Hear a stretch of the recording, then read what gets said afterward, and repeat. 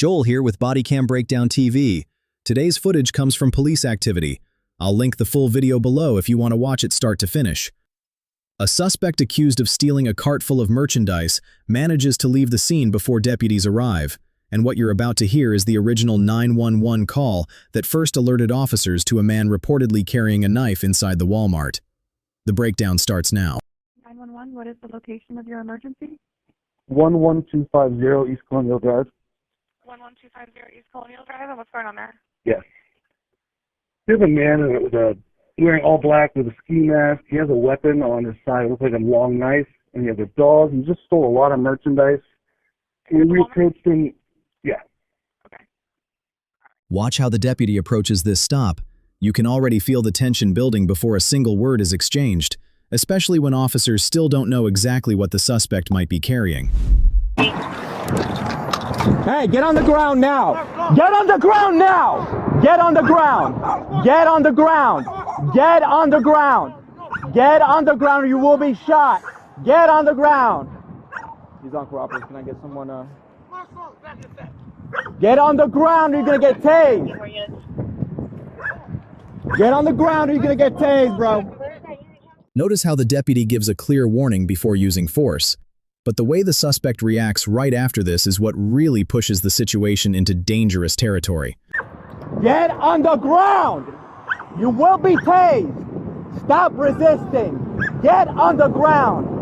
You're gonna get tased, bro!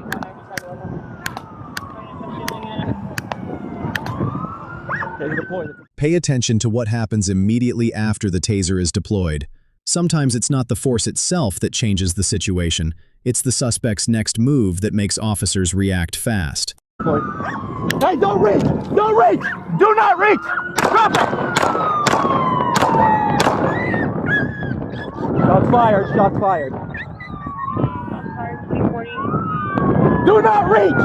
Do not reach! Do not reach! Turn around! Turn around! Turn around! Do not reach, bro! Do not reach! Do not reach for anything, or you will be shot again. Get it! Turn around! Turn around! According to the body cam footage, deputies repeatedly warned Beal not to reach as the confrontation intensified along Colonial Drive. Moments later, after several commands were ignored, the deputy fired his service weapon, striking the suspect and bringing the encounter to an end. During the chaos, a dog seen near the scene could be heard whimpering before running across the roadway, creating additional concern in an already tense situation.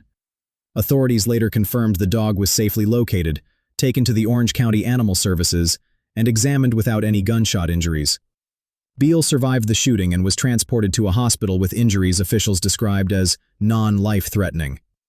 Investigators say 2 knives were recovered at the scene following the incident, and 48-year-old Jason Anthony Beal now faces charges including robbery with a deadly weapon and resisting an officer with violence. The deputy involved in the shooting has been placed on temporary paid administrative leave while the investigation moves forward. Officials say the Florida Department of Law Enforcement is leading the criminal investigation and will submit its findings to the state attorney's office once completed.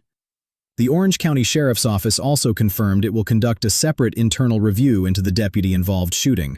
Joel here with Bodycam Breakdown TV. If you want more real-world breakdowns like this, make sure you're subscribed so you don't miss what's next.